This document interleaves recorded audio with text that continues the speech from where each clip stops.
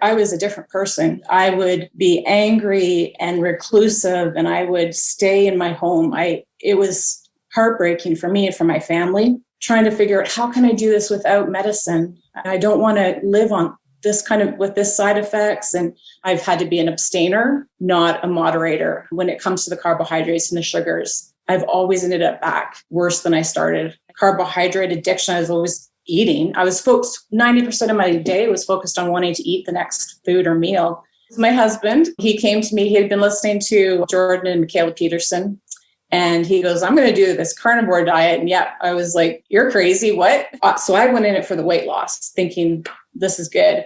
Within, I'm not kidding, days, it was clear for the first time in so long.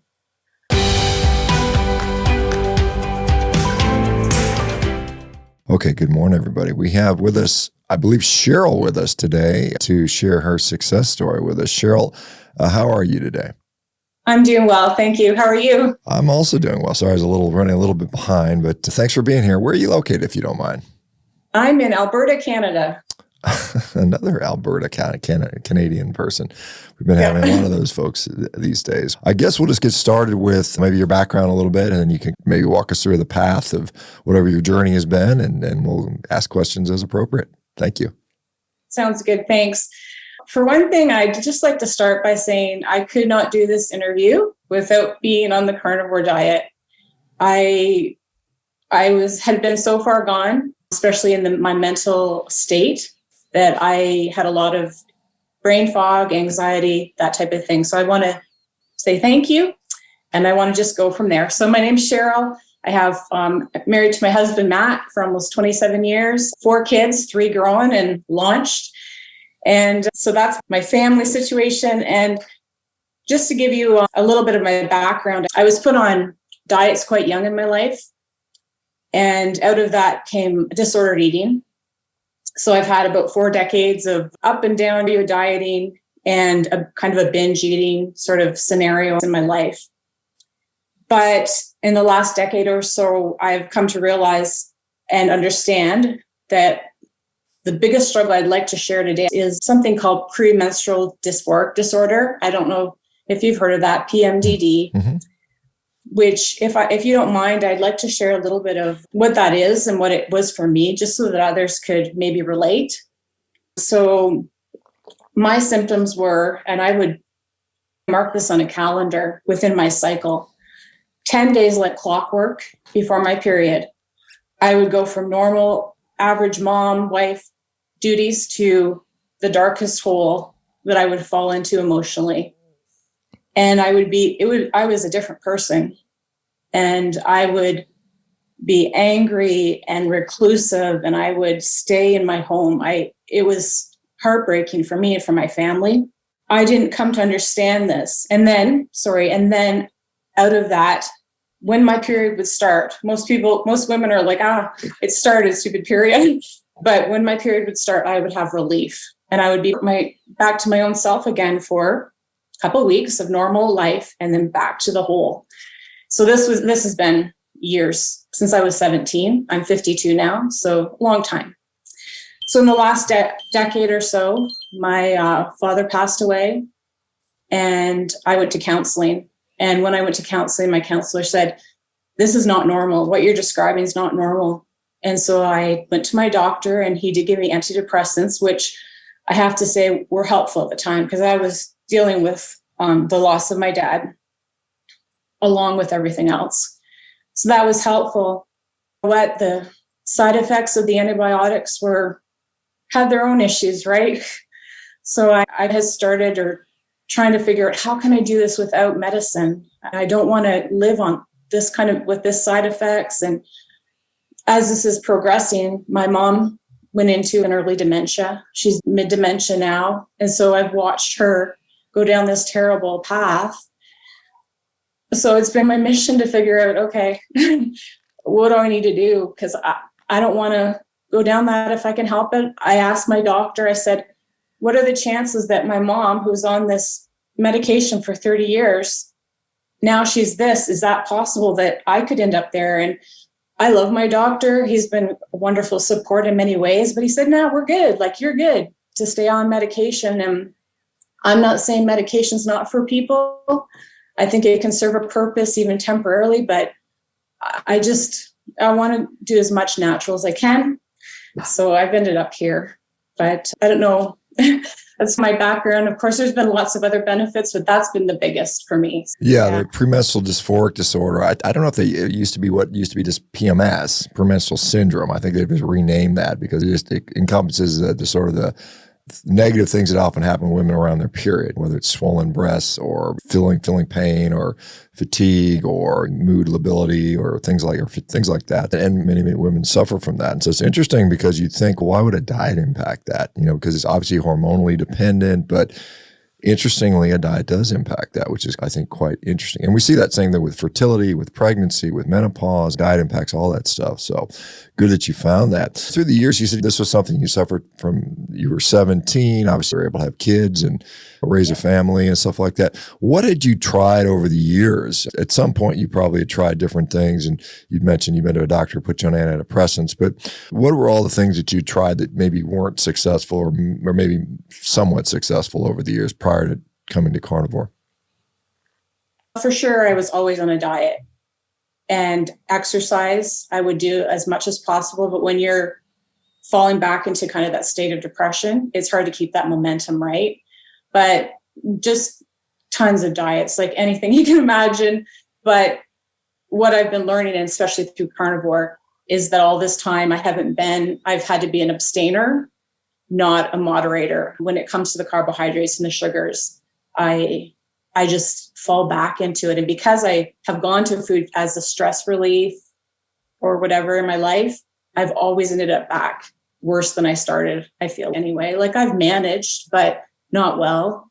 It's only been doing the Carnivore and that's been so many decades. Like, it's heartbreaking in a way. I'm happy to have found it, but man, like it's been a lot of years. And I want to just add it to that. I always thought it was normal PMS. I didn't know any different until I started going down that road. And so I really want to address it for women who might feel like, is this normal? Because all my friends are like, yeah, I have that too. But I knew myself and I knew it was not me to be angry. I have a great husband and family. Like I was not myself in those dark days. So yeah, I just wanted to, share that. It's not the same for everyone, but it was for me. Maybe someone else can relate to that.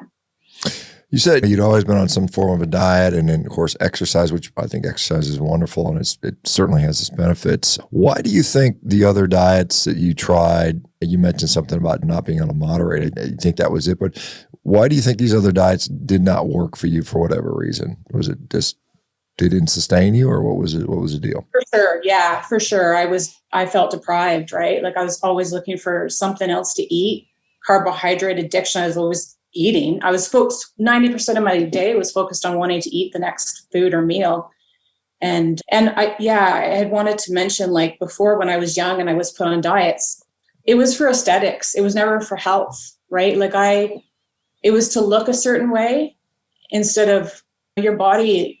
What do you need to do with your body to make it strong and healthy? And so that leads to really complicated and messed up feelings about who you are, your worth in the world. Yeah. It's been night and day difference for me, what I'm doing now. So let me ask you, how did you get here? What was the impetus for you to try this still, even in 2023, this crazy fad carnivore crazy thing? How did you discover it? And then what propelled you to do it? It was my husband. He came to me. He had been listening to Jordan and Michaela Peterson. And he goes, I'm going to do this carnivore diet. And I was like, you're crazy. What? But because I had dieted all my life and I had gained quite a bit of weight going into like menopausal stage. So I'm like, all right, I'll try it with you. We've always done stuff together. And so I went in it for the weight loss, thinking this is good. Within, I'm not kidding, days, like inflammation, which I'm assuming in my brain as well. It was clear for the first time in so long. So it was my husband and his own kind of health stuff, but I followed and we do it together. So yeah. And how long ago has that been now? It's been over 2 years. 2 years. It's like okay. COVID-ish area. Yeah. Okay. And so when you first started, was there any kind of transition issues, or did you roll in it pretty easy, or did you have to transition? How did it work? We definitely transitioned. There was a lot of bathroom breaks, but again, I was feeling pretty good mentally. So I could take the other stuff, but him too. Yeah. Like the initial flu type symptoms, but not long. It wasn't bad. It was worth it. Yeah. And so what did you guys start with food wise? Was it a pretty good variety, or was it just beef, salt, and water, or did you guys have a decent variety of food? We had gotten part of a cow from a friend. So we would just do any kind of meat we could cook. My husband has a smoker. He's pretty good. So he does the steak up for us, but hamburger, anything like that. And then I do find now we eat a lot of beef. We are open to other things, but yeah. And you said within a couple of days, your brain fog had lifted. You felt a little bit better mentally. How did the things progress for you? When did you start losing weight? Did you start noticing your premenstrual issues getting better? When did those things start to happen? Yeah, premenstrual right into my next cycle, like where I would have been bedridden. I was like doing normal activities, and I wasn't on medication. How did that make you feel with that? Were you pretty shocked about that, or? Yeah, it was amazing. And like my wonderful husband you're doing well, because he's put up with it for a long time. So he noticed a big difference too. And so that's been, right away. And in 2 years, I know you said you're getting close to being menopausal. Have the cycles been pretty good since then, the ones you've had? Yep. I couldn't leave the house just because of the flow. It was so heavy. And now it's normal, average, doable. Yep. It's interesting because you suffered with us for, 35 years or 33 years or whatever it was. And then to discover it was just a simple dietary shift would change it. Doesn't that make you, it's got to be frustrating to think that all those weeks and weeks cumulatively of kind of misery where there's an easy fix for it. Interesting. And a blessing in a way, because I have an 11-year-old girl at home still. So I'm ready to walk her through what I didn't know. So yeah. You said you love your doctor, and he or she's a good person. Have you related to them that you're changing diet and how it's impacted you at all? Has that come up in the discussion at all? It hasn't yet. And that's because, I had a son who was diagnosed bipolar 1, and I spent a lot of time with our doctor. And then my mom with dementia, I saw him a lot. And once I started feeling better, I just don't go back. If I have to, I will, but I don't need tests, or I know how well I'm doing, right? So I don't know. I don't think he'd be overly open to it anyway, which is fine. But I wanted to mention, though, he has been good for the crisis stuff in our lives. But pretty traditionally, here's the medication you might need to help. But just as an aside, and I don't know if this has been broached, but there have been a lot of people, because you mentioned your son with bipolar disorder, a lot of people have actually done really well with that in carnivore. I don't know if that's a discussion you've been able to have or consider. It's not everybody wants to jump in on this. I don't know if that's something you guys think about. Oh, sure. Yeah, we did a deep dive into it. We got Dr. Palmer's book, Brain Energy, thoroughly studied that for our son. He's 25 now. He's open to it and will eat. He's not carnivore, but he's much more focused on the foods he eats, because I would love for him not to suffer with the things that he does. But you know what? He's doing pretty well, all things considered. What does a typical day look like for you these days? Do you find that you eat more or less, more frequently, less frequently on carnivore? Most people eat infrequently, a couple meals, maybe twice a day, something like that. What has your pattern been? Yeah, it's been mostly, I would say, twice a day, pretty naturally. I didn't do the fasting. I tried it a wee bit, but because of the issues I've had with eating before, the disordered eating, it can be mentally hard to do fasting. So naturally, I probably eat around maybe 10 or 11 in the morning, and then I'm not really hungry till evening again. And I don't even think about food. Yeah, it's got to be freeing. A lot of people talk about how restrictive a carnivore diet is, but it's actually freeing for a lot of people in regard that they're not constantly perseverating about food, and it doesn't dominate their thoughts and things like that. How much were you able to lose some weight? You said you lost some weight, I think. I have, but I stopped weighing myself because my self-worth was so tied into the scale. It was devastating. And so I stopped. I go by my clothes and how I feel. If I guess maybe 20 pounds, but I do have definitely, I would like to lose more, mostly because I have clothes that I'd love to wear again, but I feel so good. If I never lost any more, I'd be happy. And are some people that intentionally focus on eating extra fat, or other people are more protein focused? What has been your sort of, or do you care about that? Yeah, no, the reason I started even losing some weight, because at first I didn't, is because I started adding more fat in, a little less protein, a bit more fat. I had just been listening to things, thinking I'm going to try this, and it actually has been better for me. So I don't know what the ratio is. I don't measure it or anything, but I just add a little more butter to things, or pork belly. We have that quite often in the morning, just that type of thing. And that's made you feel better, adding a little bit more fat. Okay. And I think it's helped me sleep better. And I think it's helped with the weight loss. Okay. Yeah. And let's talk about, because a lot of people say, I can't do carnivore, it's too expensive. I can't afford to eat meat every day. And you're up in Canada and Alberta, and I think the costs are somewhat comparable to the US, maybe a little more expensive in Canada. How has it been for you as far as financially? Is it more or less expensive than your previous diet? For sure, not as expensive, probably less so, because we would eat out before. We eat out a lot, and garbage food, or bringing stuff in that we didn't need. And and if we can't afford steak, I'm good with hamburger. I love it, or something less expensive. Not an issue. Yeah, I think that's an important point to people that are listening. Hamburger's fine. You can do extremely well on just ground beef. It's the same stuff. It's just ground up, basically. It's different cuts of the meat are ground up into hamburger. And so it works just as well or equally for most people. There's some people where there's still some issues.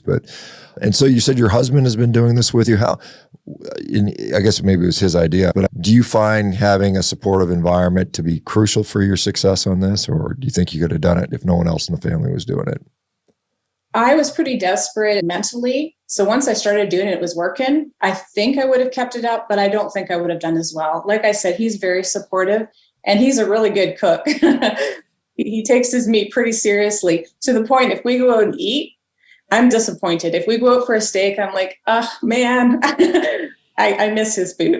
So that's been good. That's funny. That's my significant other. She's the same way. When we got to eat, I'd rather have your steaks because I'm very cognizant of how she likes it. So I cook it particularly the way she likes it. It is funny. And did your husband notice some improvements when he went carnivore?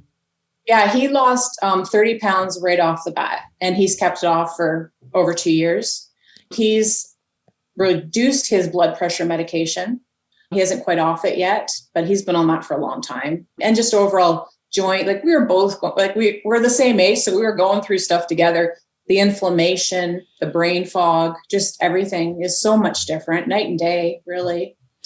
Yeah, the mental side is so important, because you think about it, if you're impaired in any way mentally, it's hard to be productive in society, make good decisions. And when you have two people, relationships, and that's really can be problematic. And so when you're not able to think clearly, you said within days you noticed improvements. What about sleep and things like that? Did you find out go ahead and list some of the things that have gotten, or maybe as many as you can, the things that you've noticed that have gotten better since you switched to this, and how long it took. Okay, so I've had plantar fasciitis for years. And if if I'm on carnivore, I don't have any symptoms at all. As soon as I try to introduce anything back, my right foot, I can hardly walk on it. So that everything on the right side of my body. So sciatic problems on the right side, shoulder, I don't know, issues, like just pain. Anyway, so that's all the inflammation's gone there. Sleeping has taken longer. I was pretty messed up and I was awake most of the night, but now I can go 4 or 5 hours straight, which is huge. I feel somewhat rested, which I wasn't before. Yeah, those are the biggest things. Like, of course, the bloating, the usual stuff where you just all of a sudden feel like, I got this. Like, I feel like a normal human being, not just in pain so much. Yeah.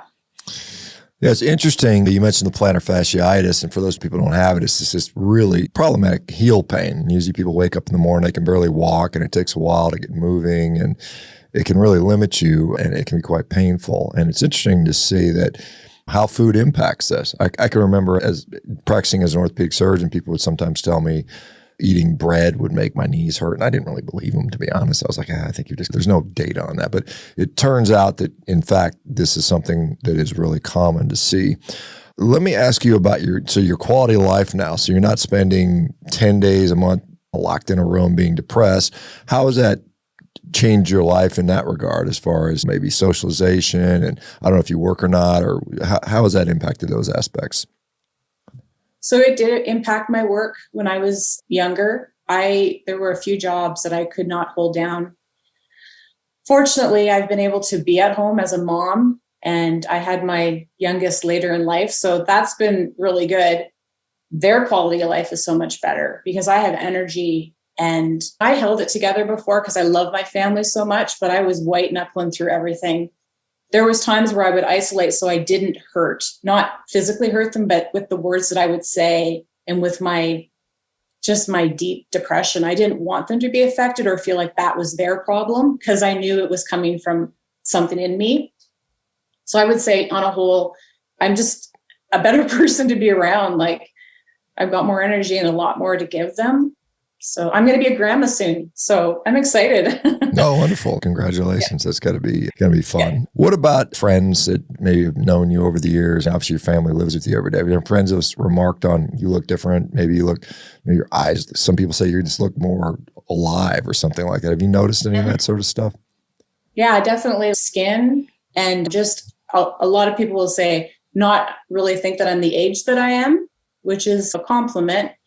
Neat to hear. And my friends just are supportive. I have a small group of really good friends, and I have an amazing family who are supportive and just encouraging. And yeah, difference as far as if they've seen difference, my husband has for sure, but he's the closest to me. Now, you mentioned you're up in Alberta, and Alberta is known as more of a rural agricultural, one of the provinces of Canada that is provinces, right? Yep, that's right. And I know they've been at odds with some of the stuff, like maybe more the central government type of stuff in Ottawa and stuff like that. But do you have any sort of concerns about access to meat? I know there's a Canadian food guide. Everybody should be going plant-based. There's insect factories, cricket farms being promoted and pushed. Do you feel that's an actual concern for you at all where you're at? We are setting ourselves up to hopefully counter that. So we moved to an acreage, just a small acreage. We've only been here a bit, but we're going to try to build a little bit of our own supply as much as we can. As far as like in the area goes, we have a lot of contacts with farmers, and there's a networking of people that hopefully can help each other out. I have heard about the whole cricket thing and stuff. My husband stays up to date with a lot of that stuff. It would be terrible. I hope we never go down that route. I hope we have more freedom than that. But it's scary right now within our little area, even like country, because anyways, that's, lots of issues there, but yeah. Yeah, you think about it, your quality of life, I would assume, would get much worse if you were like not allowed to eat meat, or if they took it with significance, or it was unaffordable, unavailable for you. That would be very sad and depressing. And I think there's a lot of people like, there's many people that are discovering this. What are your favorite things to eat? Do you have a favorite dish or thing like that?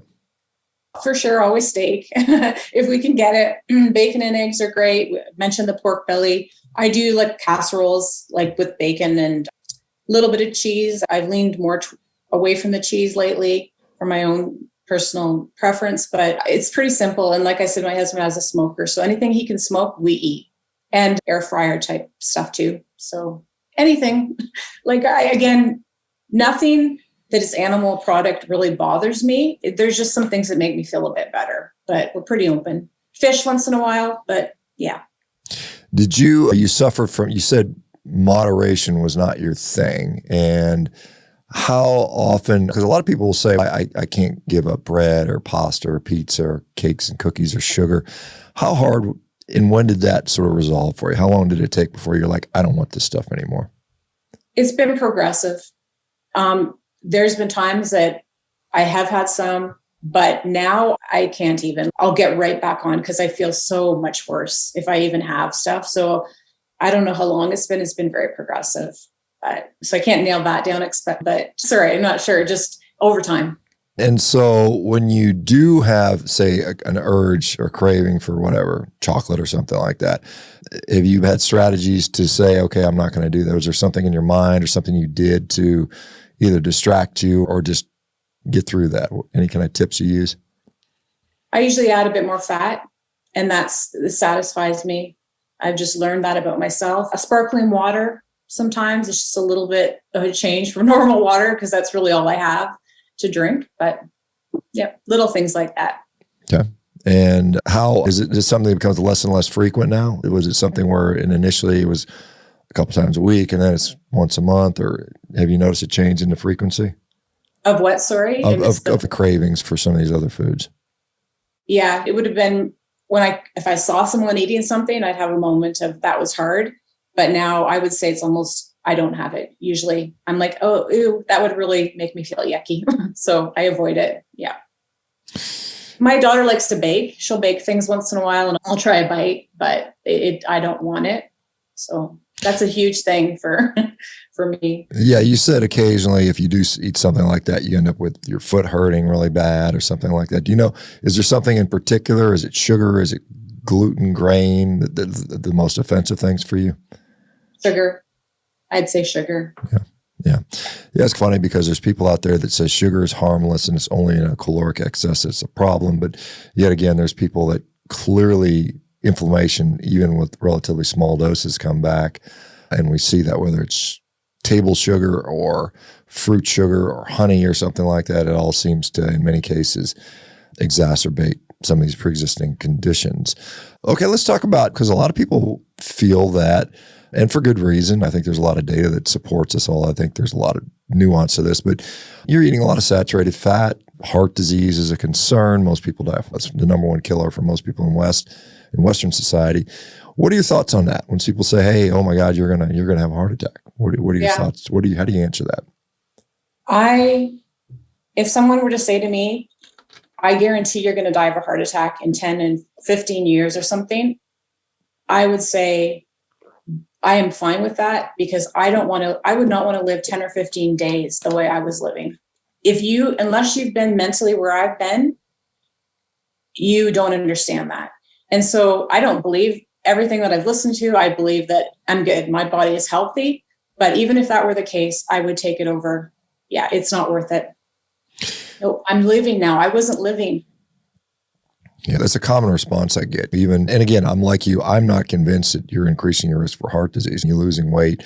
Your husband's blood pressure is normalizing. All these good things that are occurring, and it just doesn't seem to make sense. I think there's some nuance here that the standard population-based metrics fail to address. But it is. People will say, look, I don't want to live like I did. The quality of life was so poor for me that I would much rather even shorten my life if I had to. But I'm skeptical that it actually happens. I think you're probably going to live a reasonably long life and hopefully, and certainly a happier life, a more productive life. Have you noticed, you said a little bit of exercise. Have you noticed exercise has gotten easier? Do you feel like you're getting stronger compared to maybe before? Yes. And on that note, I think too, it's important for people to realize that unless you have some mental clarity and stability, you can't even wrap your mind around exercising. People who suffer that way. So yeah, I have more energy to do it. Like I want to do it now. Whereas before I didn't even want to shower some days. Grace for some people who you might see struggling and say, oh, exercise, eat well, you'll be good. Yeah, you need to address those underlying issues first. There's a lot there. So yeah, I have more energy and I'm active. Like we live outside all the time. We work outside and yeah. Yeah, that's a good point. Exercise is wonderful. I think everybody should be doing it. Not everybody's ready to jump right in initially because if again, you're mentally not there, you don't have the energy, you're physically in pain, it's really hard to do that. And so I think get the diet sorted out. A lot of times you just start to feel better. Your inflammation goes away, your joints feel better, you have more energy, your mental outlook's better. And then you can start just being less sedentary and then you can progress as needed. So you mentioned you have a son, a daughter I heard about, 11-year-old daughter who will soon be, if not already, starting to go through puberty, female hormone stuff, menstrual cycles, stuff like that. You said you can walk her through that better now. Are you planning on talking to her about diet and nutrition as it pertains to this? Yeah, I've always, with all my kids, I've always focused on their bodies and their health of their bodies, never how they look. They're beautiful people, but that's not the important part. The important part is taking care of it. So yes, I do with her. She's developed this love for baking. So I let her do it in moderation. And the rule is you can bake it, but we send it out. We don't keep it here, and we can taste it. She can taste it, but we don't bring anything to our house that we don't eat and she should eat. So right now that's good because she's 11. I have some years left to help her. So. What about dairy? Is dairy a part of your diet? Do you have dairy in there? Yeah, dairy doesn't bother me. I just don't love the taste of it right now. I'll do a little bit in stuff, like a little bit of sprinkled cheese or something, but yeah, that's about it. It's just not something that really even sets well with me as far as like to taste it, I guess. Yeah. Interesting. A lot of people like dairy. I like the taste of dairy cheeses. It can be very addictive and it's easy to overeat for a lot of people. But I very often don't eat it, just like you. Do you find that your taste has changed? Like you crave, I just literally crave steak all day long. I was like, that's what I want. Have you found that your desire for food or the palatability of certain foods has changed? Like a lot of people get on this diet and suddenly chicken becomes But yeah. I mean, have you noticed any of that stuff? I agree with chicken. Yeah, I don't eat it at all. It just really bothers me. Yeah, mostly it's like I said, it's the beef. I do enjoy where I was trying to eat a lot of steak at the beginning. It was too much. So I eat a smaller portion of steak with butter and salt. That's wonderful. Yeah. So I think just you actually taste food. You get rid of all the crap and you're like, oh, this is what actual food tastes like. And you love it. So, yeah. How much hunger do you deal with now versus like in the past? Was there no difference in your hunger amounts? Yeah. I was hungry all the time and deprived. So I was constantly thinking about or trying to eat or planning my next food. And now there are times where I could go and I'm like, I should eat something. I forgot to eat. That is unfathomable with a disordered eating type scenario usually. So, it's very freeing. Yeah, it is amazing. You can, if food's not available, you can stop thinking about it, and you're able to coast for quite a bit longer without that. And when you do get to eat, it's very enjoyable. I've got a couple steaks cooking right now, and they'll be ready in another hour and a half or so. I'll be ready to eat those, and I'm going to like the heck out of those. But if for something were to happen and I couldn't eat them and I had to wait 6 hours, I'd be fine with that. It's not that big of a deal. What about electrolytes, salt, things like that? Did you have any issues? You said you're some transition GI issues. Did you find there was any kind of dehydration or salt issues that you had? I would get, when we first started, I got some headaches, and I would do like a salt, do my own kind of salt drink type thing. And that would usually help.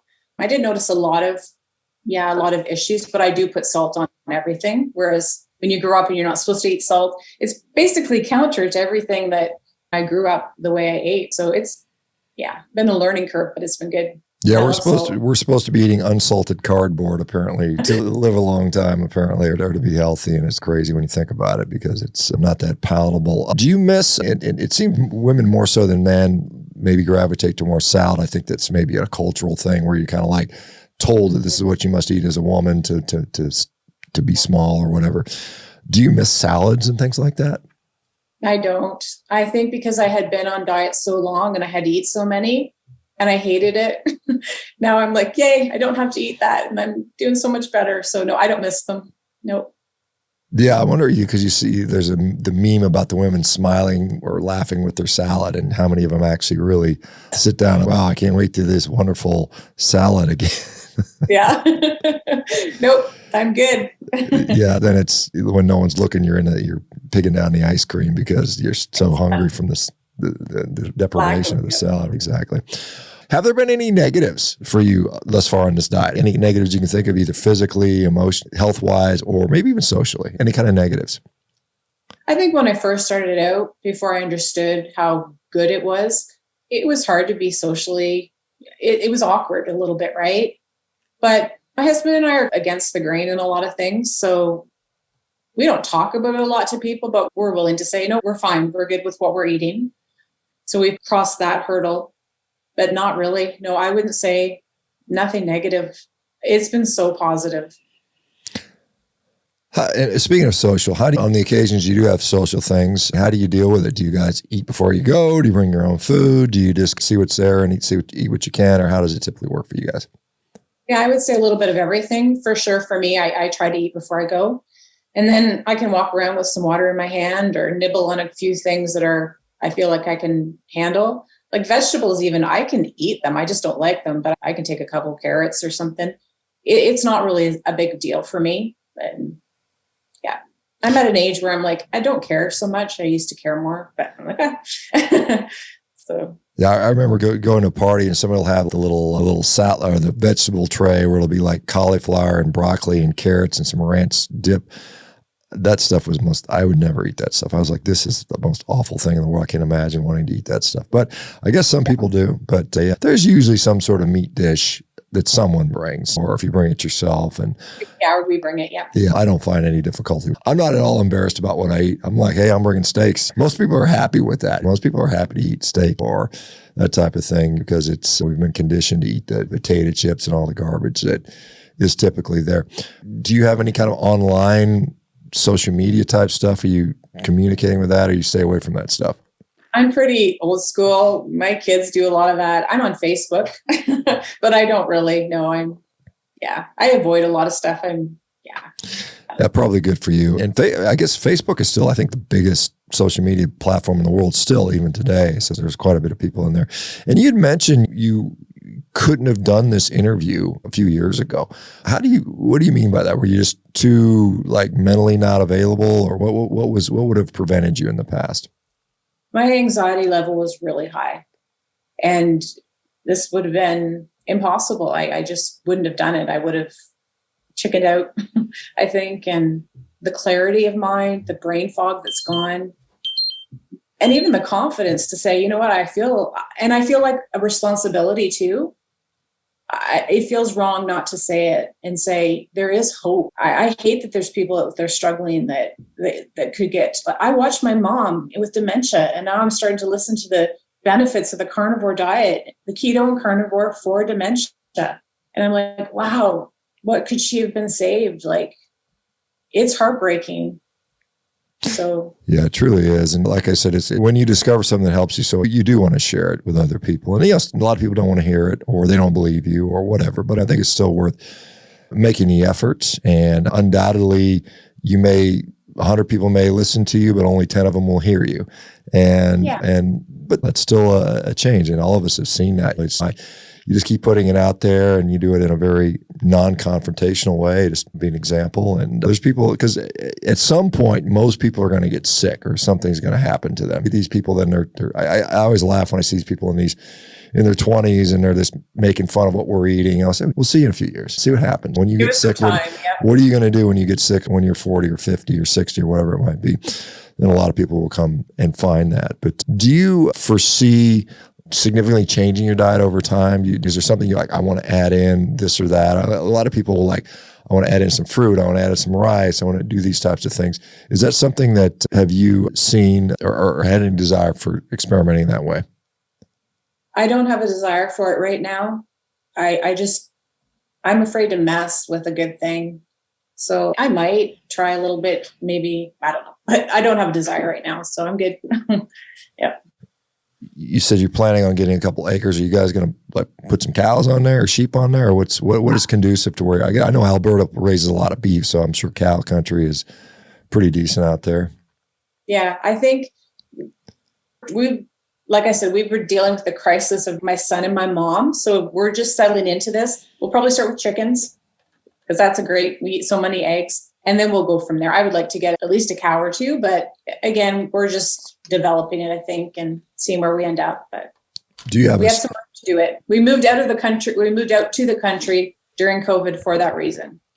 We're getting out of here, and yeah. Yeah, a lot of people, I don't know how Alberta responded to COVID, but I know a lot of people were like, they just didn't like the way it was being handled and wanted to be away from some of that stuff.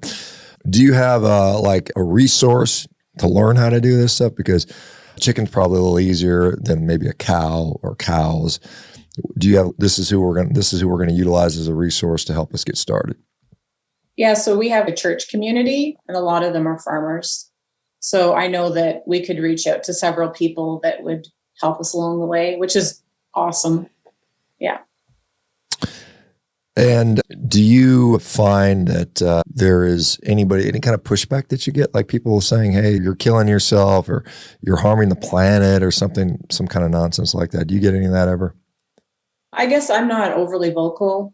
We live a quiet life, but we do have some people who do, but we just don't care. Like and we're not judgmental to them. We're not saying you shouldn't be eating all the stuff that you're eating. We just live our lives quietly and ignore it. We've always been counter to a lot of things because, it's just our nature to push back a bit. So we're good. Yeah. And we don't do it in a way. We love the people in our life. We're not going to be disrespectful, but we're pretty firm in what we believe. Yeah. Did you have to buy an extra freezer or anything like that? Did you guys change it? Yeah, we have an extra freezer, extra fridge, and just lots of meat stuff happening. It feels pretty good when you got freezers full of meat at the house. It feels like, okay, it's good stuff in there. We've got a few minutes left. I want to make sure, is there anything else you want to discuss or any other topics or things you can think of that were important to you or you want people to know about? I think we covered a lot. I think I would say to people who are not sure, wondering, just give it some time. It's worth trying. If you're even a little bit curious, I just encourage people to try it. That would be my biggest thing. And see what happens. Yeah, I'm glad my husband was there to start the process, but man, awesome. Cheryl, thank you very much for your testimony and your sharing your story with us. I'm sure it's going to inspire quite a few people to at least consider it and maybe give it a try. And for somebody that's like thinking about doing this or thinking about changing their diet, what is the best way, would you say, to get started? I think we went full on, but I think now I would say take out sugar, start there, do that for X amount of time. And then the carbohydrates in the breads or whatever, you don't have to do it all at once. You could, but you don't have to. And then work toward your goal of the animal-based food. And that, I don't know if that helps, but. Yeah, that's great. And cutting out sugar that's a lot of food because sugar is found in most processed food for sure. We have that as one of the major ingredients in almost every processed food out there. So that's good advice to start with. All right, Cheryl, thank you so much for being here. Good luck with your continued journey. And I hope that your son and your mom and your little daughter maybe some of that stuff rubs off on them. And for the rest of the folks, thanks for being here. We'll be back again tomorrow. Thanks, everybody. Thanks, Cheryl. Thank you. Bye.